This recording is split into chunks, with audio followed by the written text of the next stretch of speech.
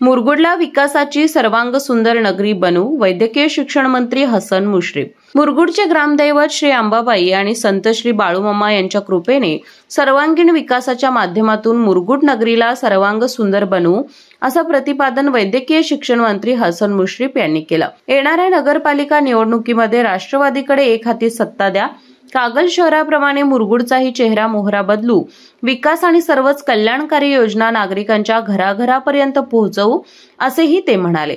मुरगुड नगरपालिका निवडणुकीच्या पार्श्वभूमीवर राष्ट्रवादी काँग्रेस पक्षांच्या कार्यकर्त्यांचा मेळावा संपन्न झाला। अध्यक्षस्थानी गोकुळचे माजी अध्यक्ष रणजितसिंह पाटील होते। या कार्यक्रमात माजी नगराध्यक्ष पैलवान सुखदेव येरुडकर यांनी आपल्या सहकाऱ्यांसह राष्ट्रवादी काँग्रेस अजित पवार पक्षात प्रवेश केला।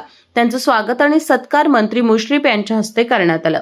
प्रास्ताविकात माजी नगराध्यक्ष राजेखान जमादार म्हणाले, मुरगुडची सत्ता मंत्री श्री मुश्रीफ यांच्याकडे देऊया, त्यांनी कागल सारखे मुरगुड शहर करून दाखवावे।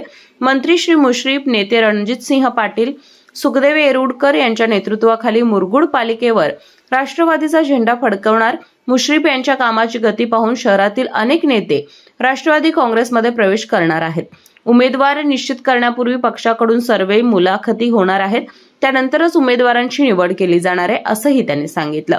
प्राध्यापक चंद्रकांत जाधव, सुखदेव येरुडकर यांनी मनोगत व्यक्त केलं। स्वागत रणजित सूर्यवंशी यांनी केले। सूत्रसंचालन अनिल पाटील यांनी केले। आभार नंदकिशोर खराडे यांनी मानले। केके न्यूज साठी कागल प्रतिनिधी ओमकार पोतदार।